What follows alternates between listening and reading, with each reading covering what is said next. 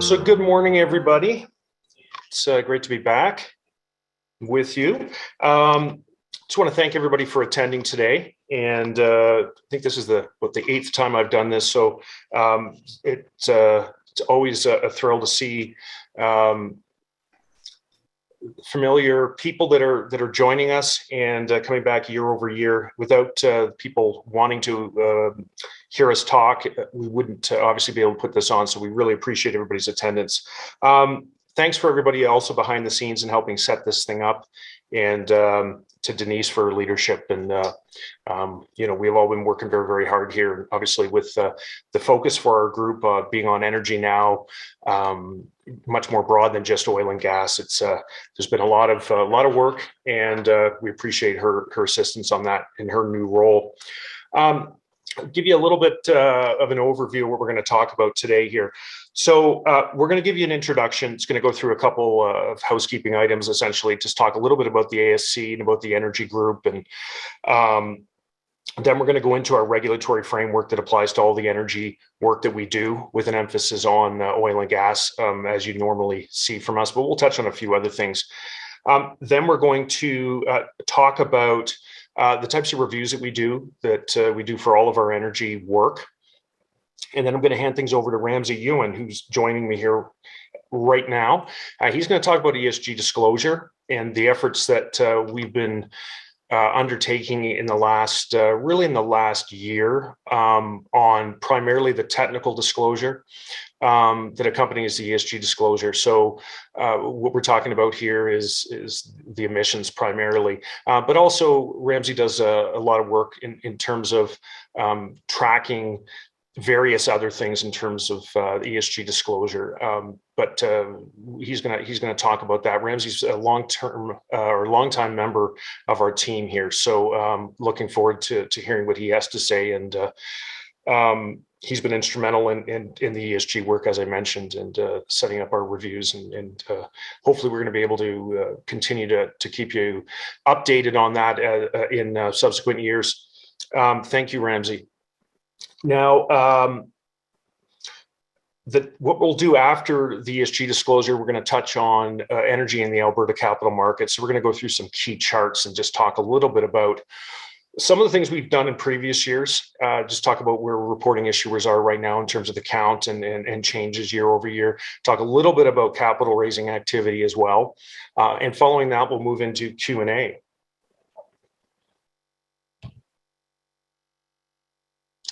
Can I get the slide advance, please? And I should also mention, just when we talk about the Q&A there, we're going to try to address as many comments, questions, and feedback and that as we can today. If we can't get to something, we will endeavor to follow up. In fact, we always do follow up with anything that we miss. And the other thing is if there's questions that come in or comments that come in that are highly specific to a particular issue or issuer that we think doesn't have as much broad appeal, we'll tend to put those aside and follow up one-on-one following the event. So we'll get on here to the introduction. So with the Alberta Securities Commission, of course, as you've heard here today, our role is to administer Alberta securities laws. We're entrusted to foster a fair and efficient capital market and protect investors. We are a member of the CSA, which improves, coordinates, and harmonizes regulation. The CSA looks to us in our role as a lead oil and gas regulator.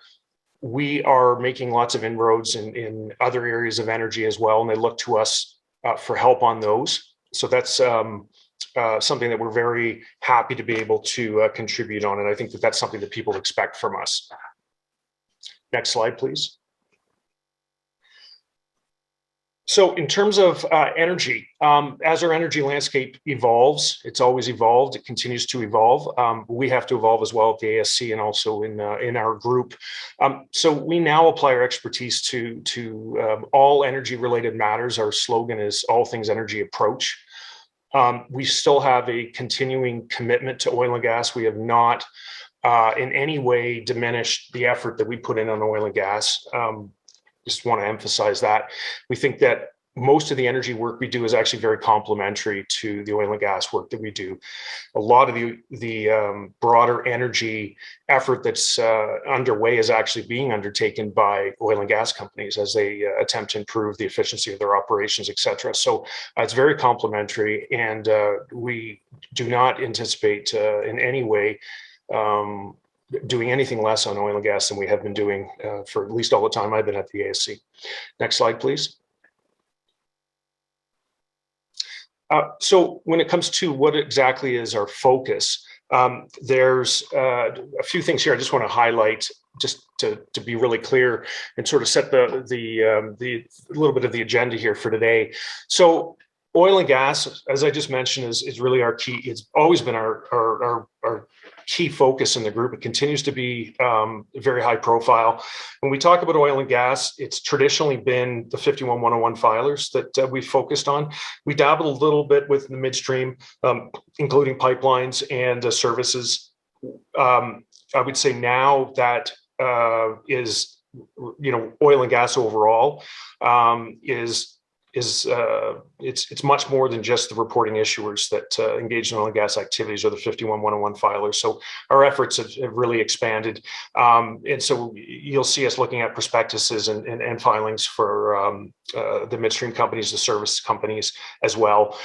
Helium and hydrogen are two other big ones for us. Lithium from oil field brines. We get a lot of questions on this one, so we're going to touch on this today. We're also going to talk, I should mention, we're also going to talk about helium here today as well.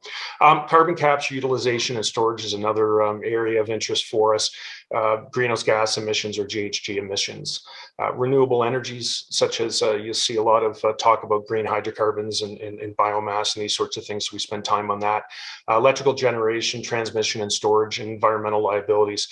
Environmental liabilities, of course, we've moved beyond just the liabilities associated with oil and gas. So we are putting an awful lot of effort into making sure that we are up to speed on all these various subjects, and there's more as well. So it's a very complicated landscape compared to what it has been. Next slide, please. So how do we function in the energy group? Well, it's actually the same as we've always functioned. These are the things that we've always referred to in our presentations and our materials that we've provided. So we conduct reviews. So we incorporate the disclosure for reporting issuers, as well as technical evaluations. So that used to just involve the oil and gas evaluations, like reserves reports. We're now looking more broadly than that. We ask a lot of technical questions in our reviews, regardless of what the subject matter is. So there could be support material that we'll ask for. In these reviews, we assess compliance with regulatory or with securities legislation, I should say. We develop and maintain securities legislation and also technical guidance, and we communicate with capital market participants like we're doing here today. Next slide, please. So our team is the same, looks exactly the same as it has been in the last, we haven't had any changes now for 3-4 years. So same team, same friendly faces. You can always feel free to contact us. Anybody that you see on the screen here, any of these names can help you out. They have all been spending an awful lot of time on training and getting up to speed on all these various energy matters over the last number of years. So we are prepared to talk to you about anything if it involves energy. We look forward to talking to you about it. So please give us the opportunity to help you out. Next slide, please. So the next thing we're going to do here is we're going to talk about the regulatory framework. Next slide, please. So as I mentioned just a few moments ago, when we talk about oil and gas, we're talking about more than just the 51101 filers. We're talking about midstream companies, talking about services. Specifically, when we talk about oil and gas legislation today, I'm going to be talking about legislation specific to the oil and gas reporting issuers, those that file under 51101. So, of course, I think most people here will be familiar with 51101. So it's National Instrument 51101, the standards of disclosure for oil and gas activities. It applies to reporting issuers engaged in oil and gas activities. It's a term you're going to hear a lot today. And it applies to material information only prior to the first point of sale. That's something else we're going to bring up a little bit later here. It addresses general standards and specific annual filing requirements for those issuers. And of course, the technical standard for 51101 is the COGI handbook. Next slide, please. When we're talking about 51101, we can't forget about the forms. So these are the, on the slide here, we lay out the key forms that are referred to within 51101. And these are for filing on CDAR on an annual basis, these three in particular.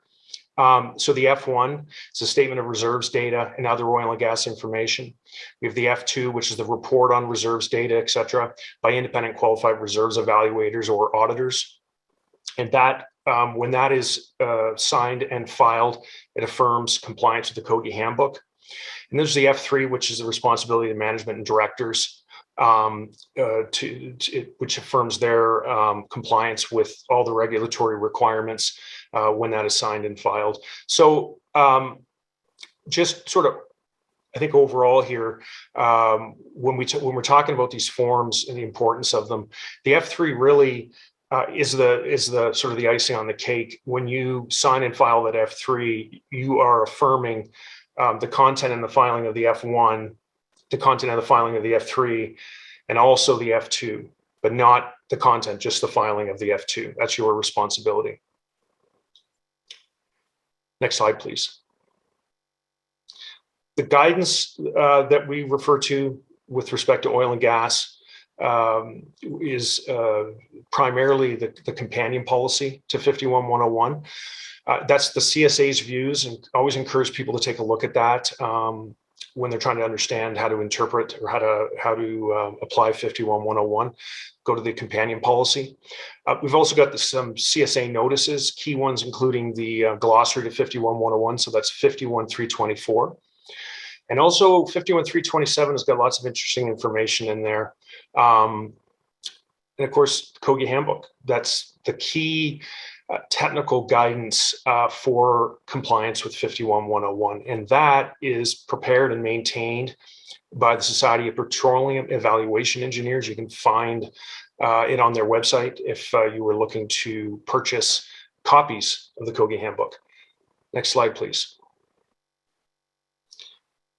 There's also other documents that apply very broadly in the energy space. They also apply, specifically to oil and gas, most of these, but also more broadly to everything. I just want to emphasize the Securities Act of Alberta, key one. Proposed National Instrument 51107 that we talked about earlier here today. And just as I have an opportunity here just to emphasize what Tanya was mentioning about the importance of hearing from people on this and the importance of getting feedback. Specifically here, I just want to address the oil and gas issuers, of course, and encourage you to get involved and provide feedback. Reach out to us, any of us, to provide feedback and be very happy to have discussions with you. Also, the Energy Matters report, which is on asc.ca. Encourage you to go take a look at that. A lot of what you hear from us today will be based on that. There's the Corporate Finance Disclosure Report, and then there's also these financial reporting bulletins that are prepared by the Office of the Chief Accountant, and you'll find those at asc.ca as well. Next slide, please.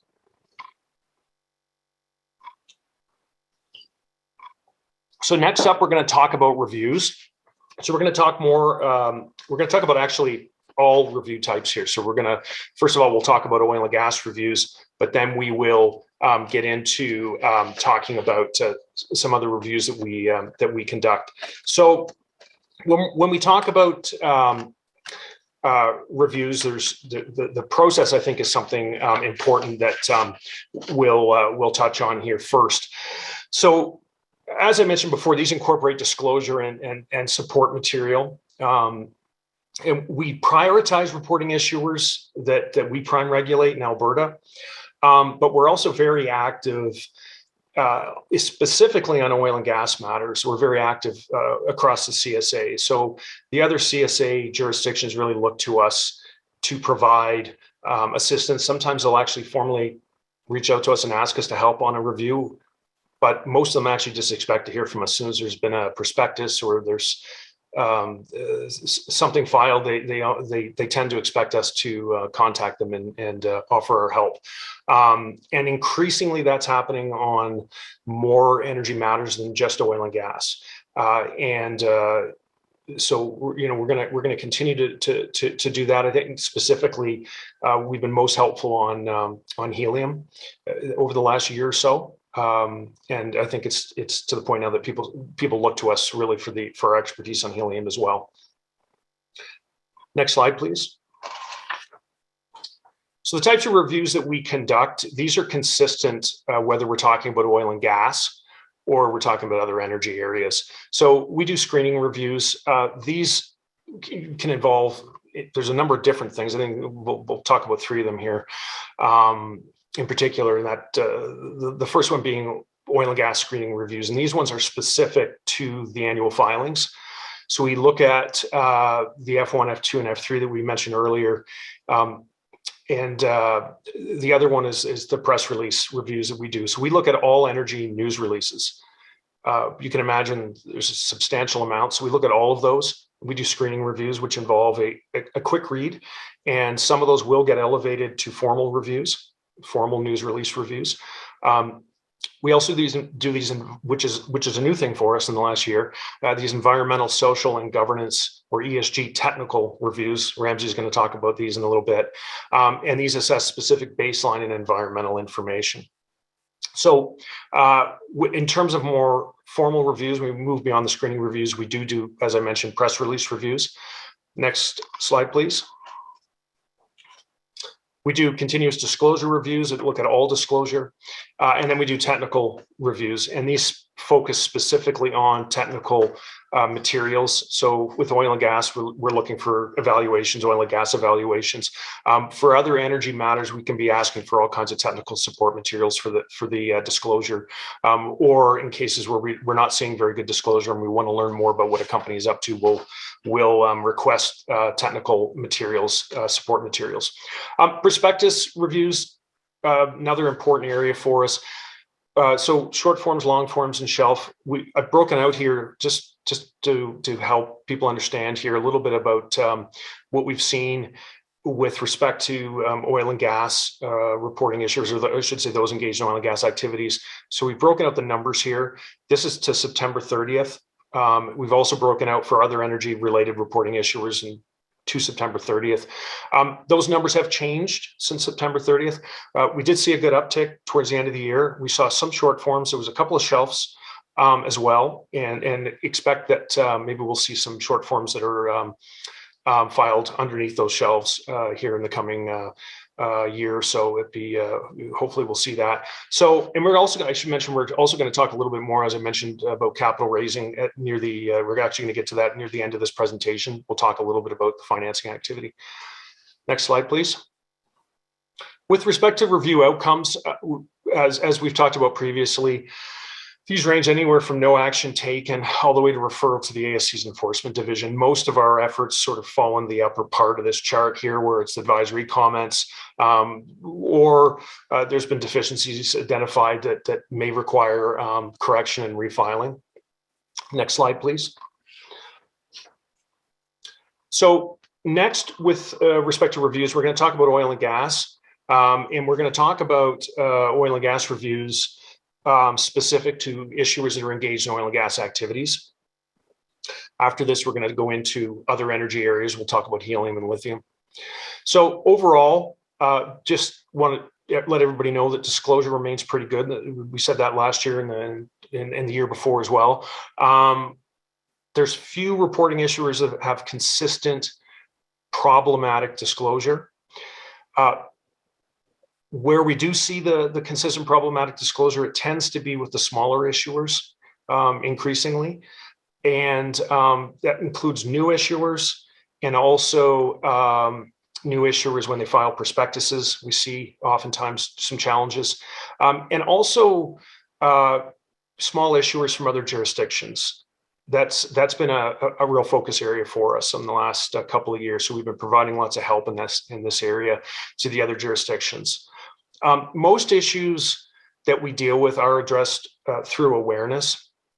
But as I mentioned, we have seen some concerns with prospectuses, particularly with small issuers.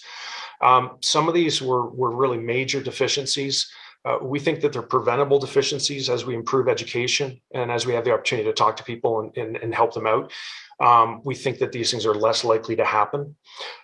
Some of these did result in significant challenges for the affected reporting issuers. We are going to talk today about a couple of these issues. One specific one is the qualified reserves evaluators and auditors. That was an area that came up actually in several prospectuses. Next slide, please. So we'll address concerns involving, as I mentioned, qualified reserves evaluators or QREs and qualified reserves auditors or QRAs. Also the annual form F2 and the annual form F4. Next slide, please. So with respect to oil and gas reviews, and specifically the QRE and QRA situation that we mentioned, what we found here, and it's sort of increasing prominence for the last couple of years, is really an inadequate understanding of the qualifications for QREs and QRAs. Sometimes this results in disclosure issues, but oftentimes not. But we wanted to talk about this today because the fear is that we could have some future disclosure issues, and we want to get in front of them. We're not looking to be heavy-handed on this. I think sometimes there's specific issues that arise with particular issuers that have resulted in us needing to be more heavy-handed. When we feel that the integrity of the system is at stake, we will be involved.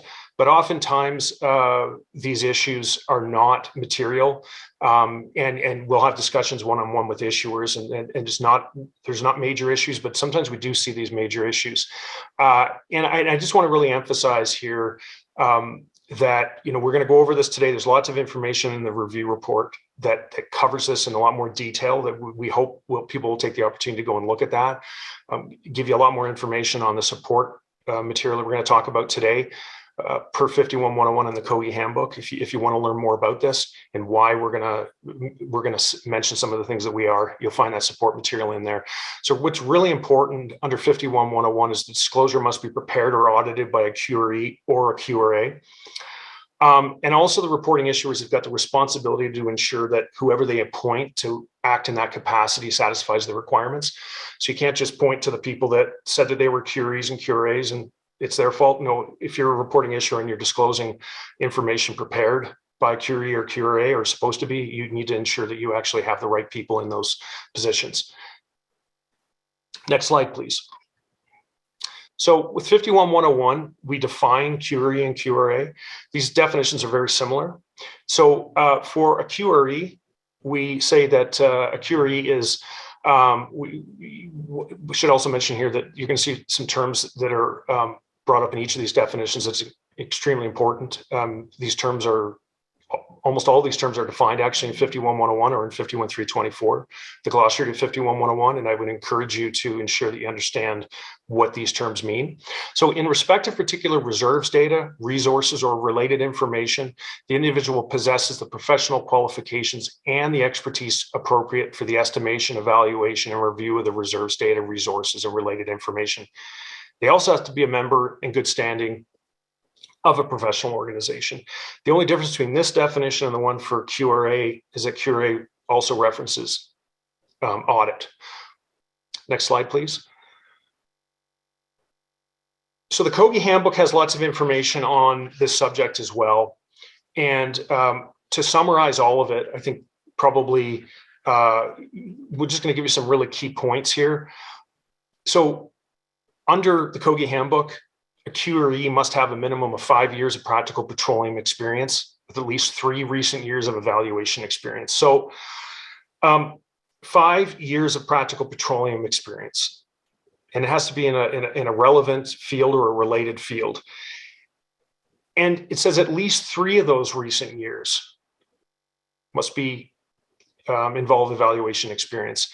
So what we often will see here is people will have worked as an engineer or a geologist for 5 years, and they think, okay, I got practical petroleum experience covered. 3 recent years of evaluation experience. They'll say, oh, over the last 3 years, I did do some evaluation work, or I did something to do with reserves. Okay, probably a QRE. I would just want to emphasize here, and we'll talk more about this as we move through the section, the importance of people understanding what is meant by 3 recent years of evaluation experience, or at least what we feel that means. That means you're actually doing evaluation work, and you have 3 years of evaluation work, dabbling, touching on some various aspect of reserves at some point in the last few years is unlikely to cut it.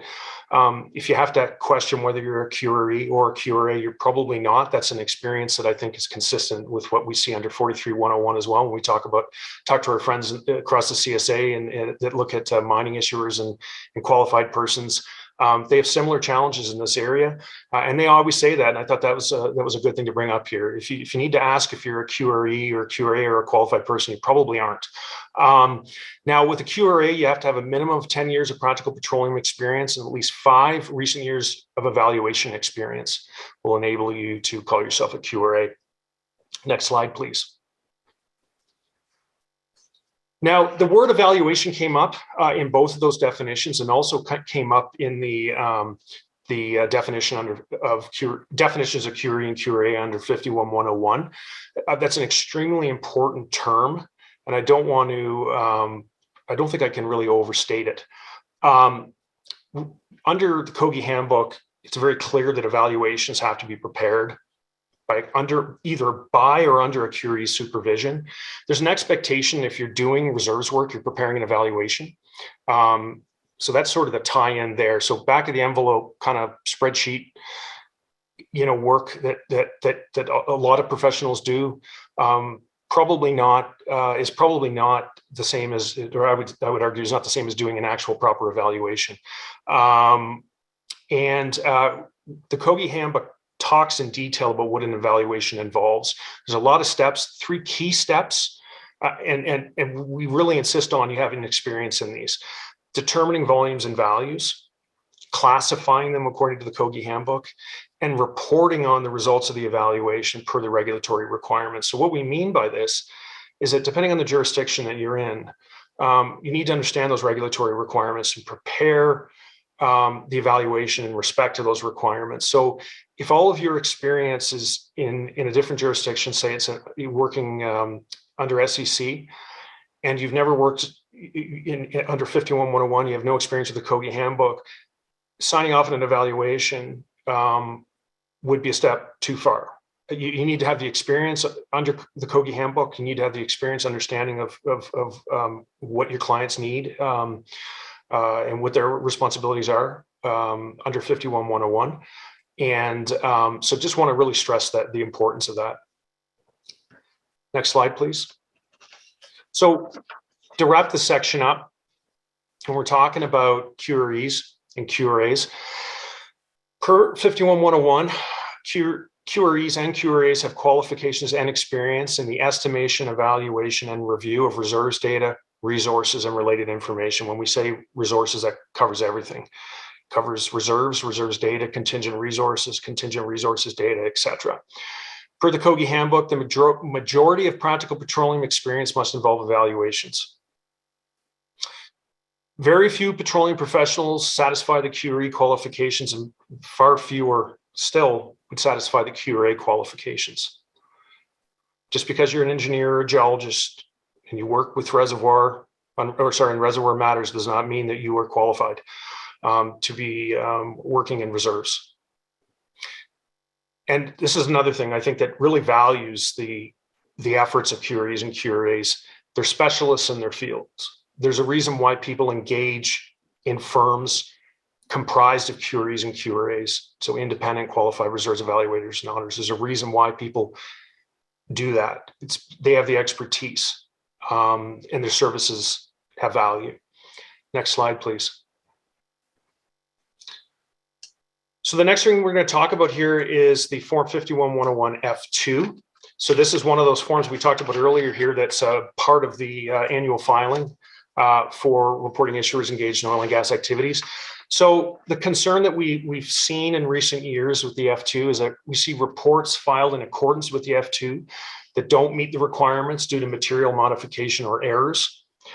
So it's section 2.1 of the instrument that requires the annual filing of the statement of the reserve state and other information specified in the F1. It also specifies the filing of a report in accordance, and I emphasize that in accordance with the F2. Also says that, of course, for the F3, but we're talking here today about the F2. The F2 must in all material respects be in the specified form. So when you look at the form, it's expected that that's the form in all material respects. That's the way it's going to be presented in your disclosure. Next slide, please. So what we want you to do is avoid modifications, removal or supplementation of representations. Don't file for reasons unrelated to section 2.1. So these are for annual filing requirements only. If you're doing any kind of mid-year work with your reserves, you're not to file an F2. I know a lot of people will say, well, what's the harm in that? It actually does create confusion. It makes it difficult for people to understand if your year end has changed and this is a reserves filing associated with a different year end. There's lots of reasons why it can confuse people. And just really want to emphasize that. Keep that form. Don't dilute the message and the importance of these forms. Use them for what they're meant for. Also, be very careful, please, in avoiding errors. That's another one. We see all kinds of things here. Signatures, not just missing, but sometimes we'll see individuals from previous years, their signatures there, and they're not even in the organization anymore. We'll see sometimes signatures for consulting firms, or I should say the names of the consulting firms, not the actual individuals. So we see all kinds of different things there. So please pay very particular attention to the errors. With modification or any other changes to the representations, we'll often see people adding things in that were not meant to be incorporated into that form. So they'll decide that they're going to do some other type of disclosure, and they're going to modify the F2 to sign off on that. So that's when we talk about modifying the representations. If it's not caught in there already, if it's not reflected in there in the F2 already, that information is not meant to be disclosed within the F1 and signed off within the F2. So next, we'll talk here about the F4. So the concern with the F4 is that there's an absence of a notice of filing in accordance with the F4, notice of filing of the F1 information. So under 2.3 of the instrument, you can satisfy section 2.1 by including the specified information under section 2.1 in an AIF, or the annual information form. But you also have to, at the same time, file a notice in accordance with the F4 that says that's what you've done. So if you file the form separately, that's fine. If you file the forms within the AIF, let everybody know where they are. Next slide, please. So if the notice is not filed per the F4, the filing is required by section 2.1, can be very often difficult to find, and people will often conclude that the disclosure hasn't occurred. This is an issue actually for us, very particularly because we look for the annual filings, and oftentimes they can be difficult to find. And if you get used to where they are, suddenly something changes and they're not there, you're assuming that it hasn't been filed yet. Oftentimes it will just show up in the AIF and maybe an F4 hasn't been filed to notify people. Next slide, please. So we're going to talk now about helium. So we're going to address some concerns about helium and what instances 51-101 may or may not apply. And then we're going to talk about lithium from oil-filled brines. 51-101 doesn't apply. We always get asked that question, does it apply? And then when we say no, it doesn't, people say to us, well, what does, what should I do? So we're going to talk about that. Helium and lithium, interestingly, I would say were the two most prominent, or formed the basis of the two most, most frequent comments that we had over the last couple of years. So I guess that shows you the importance of where industry is putting its efforts. So with respect to helium, so 51-101 applies to reporting issuers engaged in oil and gas activities. And we've emphasized that before, and it only applies to material information prior to the first point of sale. Under 51-101, Helium is not a product type. Product types are listed under section 1.1 of the instrument. You'll notice that helium is not there. You'll also notice that there's lots of other things that in some manners can be associated with oil and gas, for example, sulfur. That's not there either. Helium is considered could be considered a byproduct if it's recovered from a product type that's produced, or I should say, if it's produced from a product type that's recovered prior to the first point of sale. So if you recover helium prior to the first point of sale from a product type that's listed under section 1.1, good chance it's going to be caught under 51-101, and we can talk about how you would disclose that helium there. And this is really important because only product types can have resources or future net revenue attributed under 51-101. So if you're going to be talking about disclosure under 51-101, you can't be attributing reserves. You can't be attributing future net revenue associated with those reserves for such things as helium and sulfur under 51-101. Byproducts are addressed in other areas of 51-101 and as well as in the form F1. So if you want to learn about how you would disclose other helium or any other byproducts. Next slide, please. So if helium is a byproduct and you are caught by 51-101, you are engaged in oil and gas activities, you're likely have a lot of other oil and gas operations, but you also have some helium.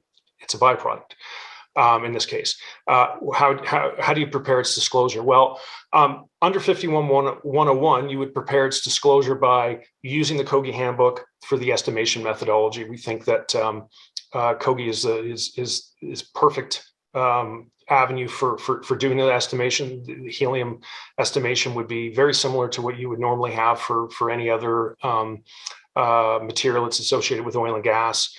Helium fits in there quite well. Don't use the COGI handbook for terminology regarding resource categories and classification, like proved reserves, et cetera. Those only apply to product types. So, you can talk about there's lots of other ways you can estimate volumes and values. The understanding here is that if you're going to put that information in under 51-101, don't use terminology that applies specifically to reserves and the rest of your oil and gas disclosure. But you can talk about things like low and best and high estimates and things like that. You can attribute, you can talk about how you did your estimation. You can even assign certainty levels to the volumes, and you can assign values. There's nothing wrong with that. What we would encourage you to do, as the materiality of that helium or any other byproduct increases, the importance of providing support information is going to grow. One way to do this that we advise people that they think helium is integral to their oil and gas operations, they want to disclose it. How do they do it? It's not going to be integrated into your 51-101, but what you can do is you can carve it out within that 51-101 disclosure, put a border around it, highlight the fact that this is information that you think is of value to readers. It's not specific to 51-101, or the following details are not, but you can provide them that way. We're very accommodating for that. What we wouldn't want you to do is to start putting things like helium reserves into tables and that sort of thing. Carve it out, show it separate, talk about it, and make it very, very clear what you're doing and why you're doing it, and ensure that all your terminology is defined and explained. Next slide, please. So if helium isn't a byproduct, so perhaps you've got a pure play helium operation, and you're wondering how to disclose it. It doesn't fit under 51-101, but you can disclose, and you should be disclosing. You're going to need to disclose. Certainly, no different than any other business that you may be involved in. You're going to have to put material information out there. So we look to 51-101 as being actually a great template for the principles and using it as a guideline to help you provide the information that people are likely to want to see. I would really strongly encourage you from obviously staying away from anything that's going to confuse people. If you're going to use the principles of 51-101, don't use the headers, don't use section numbers, don't use the terminology that appears in 51101 within your disclosure. But I think that there's a lot of information in 51101 that would equally apply to helium that people would want to see. So I think it's a great source of as a guide. Use the Kogi handbook again for estimation methodology. Don't use it for terminology that applies specifically to oil and gas. Any terminology you use, you've got to be very, very clear on why you're using it and what it means. So be very careful to define the terminology, but don't be classifying, as we've said, things like proved, probable, possible, etc. That's going to cause confusion. Terms like that. There's other ways to do that, as we mentioned. Ensure that all technical terminology is defined and explained and adhere to all applicable securities requirements. Just to stress, if you've got helium is a complicated subject, and disclosure, evaluation, disclosure of it's also very complicated. And I would encourage you to talk to us because there's probably no way that what I've told you today is going to answer all of your questions. So I really want to encourage you to contact us on the well, anything energy related, but specifically now, if you have helium or you're thinking about helium and you want to figure out how to put that information out, please let us know. Next slide, please. On to lithium. So as I mentioned, this has been a big source of inquiries for us in the last year or so. It does seem to be intimately, for a lot of issuers, does seem to be very intimately related to oil and gas. It can be coming from oil field brines, or you could be recovering oil field brines in the midst of oil and gas operations. And so people will say, you know, that they want to understand, you know, why can't they put this under 51101? So 43101 does specifically talk about obviously about minerals and mineral projects, and lithium very clearly falls under a lithium project. So it's not covered under 51101. There's additional materials here that we cite that we hope would be helpful for you if you want to understand this. And you know, once again, you know, adhere to all applicable securities requirements, ensure material information is provided. Please, if you have any questions at all on lithium, I can understand situations where companies may be engaged in oil and gas activities and they have lithium and they want to figure out what to do. Please encourage you to talk with us and we'll help you out. There are ways where some of that information can be referenced in your 51101 disclosure if you've got integrated operations. Please let us know. So what we're going to do next here is we are going to move on to the ESG disclosure section, and Ramsey Ewan is going to step in here. And Ramsey, take it away. Hey, thanks, Craig. I'm excited to be here to share some of the things we've seen in terms of ESG and specifically environmental disclosures from our energy issuers. And I hope you all find this both informative and useful. So there's been growing interest and demand from stakeholders for disclosure of greenhouse gas emissions, climate risks, ESG, and sustainability. Recently, stakeholders have been increasing their interest towards these types of disclosures, and reporting issuers have been responding. Current Canadian securities legislation does not mandate GHG emissions disclosure. However, on October 18, 2021, the CSA published Proposed National Instrument 51107 and its companion policy for a 90-day comment period, which has been extended to February 16th. Next slide, please. In anticipation of more prevalent GHG emissions disclosure, we've conducted ESG technical screening reviews for energy-related Alberta reporting issuers, including those engaged in oil and gas activities. The data collected through this review is ongoing, and we plan to continue to collect information on ESG disclosures. These screening reviews assess basic information such as whether or not certain ESG disclosure has occurred, the timing and frequency of disclosure, how the disclosure has been prepared, the method of disclosure, and whether or not specific environmental information has been disclosed. However, these reviews didn't assess whether or not specific social or governance information has been disclosed. GHG emissions disclosure is currently being done by reporting issuers through voluntary disclosure. such as through ESG or sustainability reports, or through disclosures made through their company website.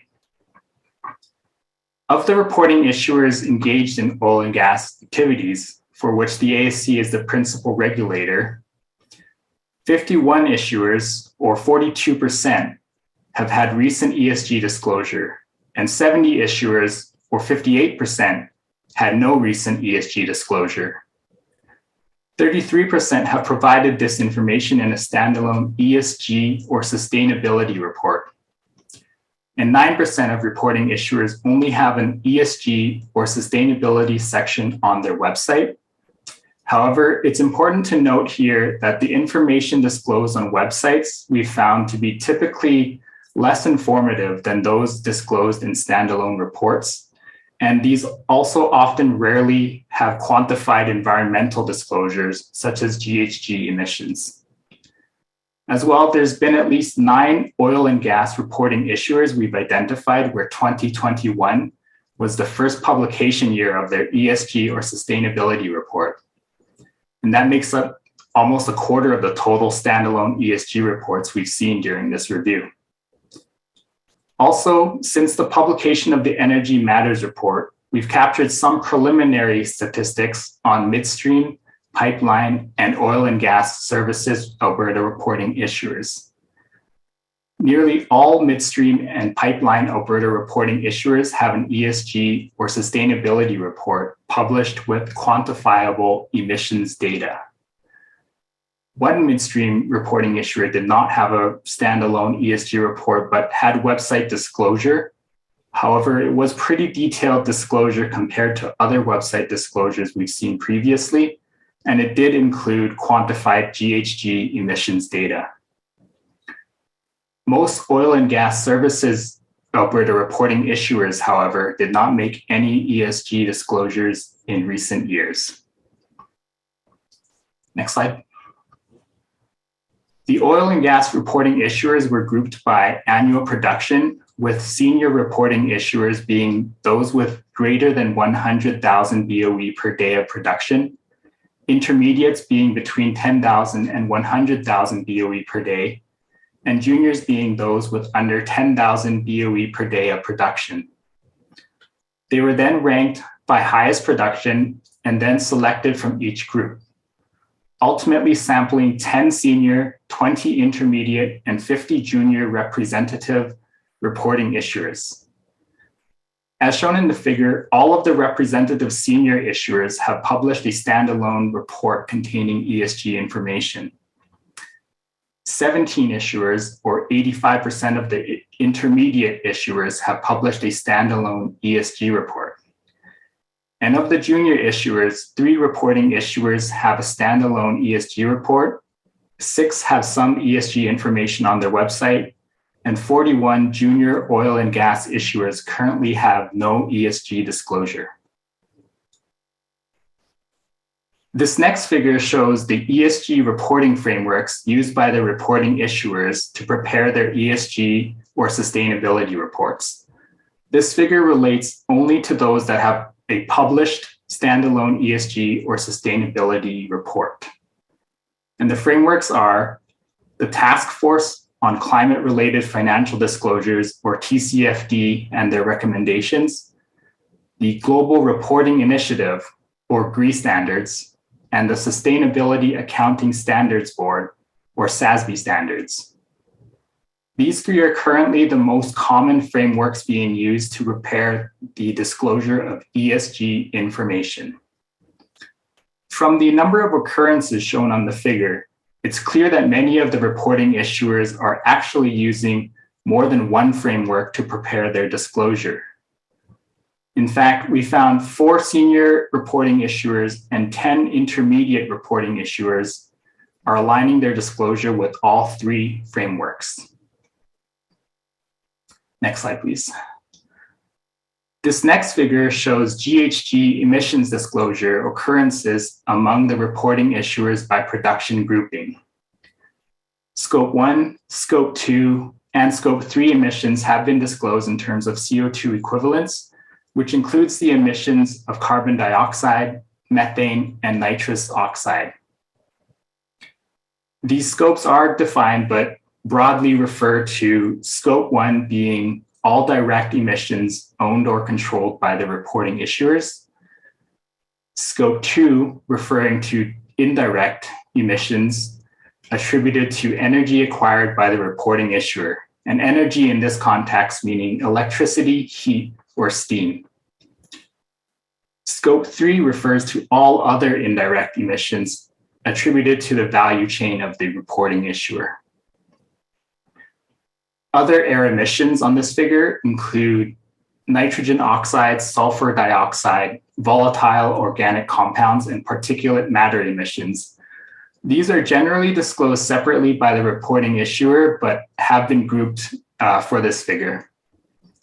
So as shown, all of the senior issuers, 90% of the intermediates, and 4% of the juniors disclose Scope 1 emissions. And similarly, all of the seniors, 90% of the intermediates, and 2% of the juniors disclose Scope 2 emissions. Scope 3 emissions are less widely disclosed, however, and when they are disclosed, we've noticed there are differences among the disclosure in terms of what the Scope 3 number actually includes. For example, if it includes emissions associated with the end use of products, or only the emissions included by their employees' commutes and business travel. This final figure shows a few of the other key environmental disclosures by production grouping. Energy usage, water usage, and abandonment and reclamation activities are commonly observed in the oil and gas issuers' ESG reports. Of these, abandonment and reclamation activities may be of particular interest due to its related disclosure requirements in NI 51-101. And the majority of seniors and intermediates have provided this information in their ESG reports. And that concludes the ESG disclosure review portion of this presentation. So I'll hand it back to Craig to discuss energy and the Alberta capital markets. Thanks, Ramsey. Really appreciate that. Yeah, we're going to talk about energy and the Alberta capital market. Next slide, please. So just want to, actually, I should maybe preface this by saying we're just going to talk about a couple of key slides. I know we're running a little bit light on time here. We're going to talk about a couple of key slides that are from this year's review report that we think maybe help give some context to the relationship between our reporting issuers and our capital market. I think this one here, this graph, this first one, is something that we've been including in our report for the last, 6 or 7 years. And this shows since 2014, the change in the reporting issuer count. And we've broken these out by seniors, intermediates, and juniors using the same methodology that Ramsey referred to for the ESG technical reviews that he's conducted. And you'll see from this that obviously there's been downtrend here since 2014. And it's primarily affected the juniors and to a lesser extent the intermediates. But it looks like it's moderating, so hopefully that's we're going to see this starting to reverse, or at least not get too much lower than it has been. But you'll see here obviously a very large decrease for the juniors since 2014. I think that's somewhere around like maybe a 70% cut in the total number, and maybe about a 30 or somewhere around a third cut for the intermediates over those last few years. So hopefully that continues to moderate. Next slide, please. And I should also mention that is to September 30th. We did see a new reporting issuer here at the end of 2021, and that will be reflected in the charts. All of these charts will be rolled forward to full year for our next year's report. This chart here, we thought we would, because we track this information, we thought we would just try to give a little bit of context of where the various reporting issuers fall within our energy universe. So you'll see the total number of 119 at September 30th, oil and gas, and those are the reporting issuers engaged in oil and gas activities. We also had 33 that were in oil and gas services, 17 oil and gas midstream, 14 utilities, a couple of helium, and then a number of other ones, mostly small companies that are emerging. And as time goes on and we see more new entrants in energy in Alberta, our hope is we can start to build out some more columns for those and reflect them, those categories specifically here on this chart. Next slide, please. So this slide here gives a little more perspective on obviously the market capitalization of the issuers that we just introduced. So oil and gas at September 30th still dwarfed everybody else. So the oil and gas specific, the market cap specific to those that report under 51-101 engaged in oil and gas activities. Still dwarf the rest. They're not that far ahead though from oil and gas midstream, but you can really see from this the importance of oil and gas still to our jurisdiction. So anybody wondering whether we still spend time in oil and gas or whether we moved away or what have you, you just have to look at this chart to see the relative importance of oil and gas to our marketplace. And our hope here is over time we're going to start to see these other areas of energy start to grab some market share and grow. Next slide, please. This slide profiles the capital raised by Prospectus by the Alberta reporting issuers engaged in oil and gas activities. So just those 51-101 filers since 2016. What you see here clearly is a downtrend in the amount raised as well as the number of different offerings, whether they be debt, equity, or both. And I think when you look at this here, trying to find some bright spots. I think the equity, which is in gray here, looks like in 2021, at least to September 30th, it looked like it was starting to come back. That was nice to see. Hopefully, we're gonna see a little bit more of that this year. And of course, the number of offerings did pop up towards the end of the year. The amount raised did, but not a really a significant amount, but it did pop up a bit. Next slide, please. So this is our last slide, last graphic. And so this one here shows the capital raised by Prospectus by Alberta oil and gas reporting issuers. So this is all the Alberta oil and gas issuers, including the 51-101 filers, the services, as well as the midstream reporting issuers. This shows a similar trend down since 2016. And apologies here, I've just noticed the 2016, you'll see the big blue column, that should actually be gray for the midstream. So midstream is always, or since 2016, has led the way in terms of capital raised by Prospectus. That was lost in 2020 there. You see that oil and gas reporting issuers engaged in oil and gas activities, they took the lead there, and they ceded it back to the midstreamers in 2021. But those numbers are small enough that nothing to be too excited about, obviously. But so the marketplace obviously has been challenged with respect to oil and gas, and issuers have changed the way they operate, and they haven't been as active in the capital markets in recent years. And we'll see what happens here in coming years, and hopefully as we get more reporting issuers in the broader energy complex, and we accumulate more data, we'll find more things that we can show you, and hopefully be able to profile more interesting things. We're very active in looking at the data behind the scenes to try to understand the trends, and hopefully we can show more of that to you in the future as well. So thank you very much. We are going to move on now to the Q&A section, and we're happy to respond to your questions. And as I mentioned earlier, if anything that's too specific, look to us to follow up, or if we don't get to your question for any other reason, we'll follow up with you individually following this. Thank you. Okay, great. Thanks, Craig and Ramsey. We did have a number of inquiries apparently about both the slide decks and the presentation. So just to respond to that, the slide decks will be available on our website, as well as the recording of the presentation. So you can look for those there. Let's see here. We've got a few questions. Let's see. The first one I'm going to give to Ramsey.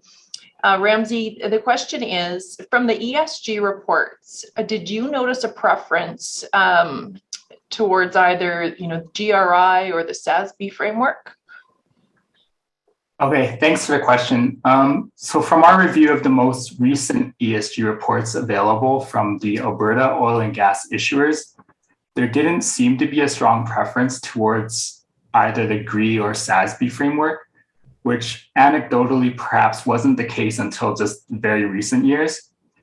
But that being said, I found that it's quite rare for companies to publish ESG reports that are only aligned with one framework, with kind of the general trend towards aligning their ESG disclosures with 2 or 3 frameworks in combination. Okay, thanks very much. And this one, Craig, I think is directed to you. It says development timing for undeveloped reserves was discussed in the Energy Matters report, but it wasn't included in the presentation today. Why was that?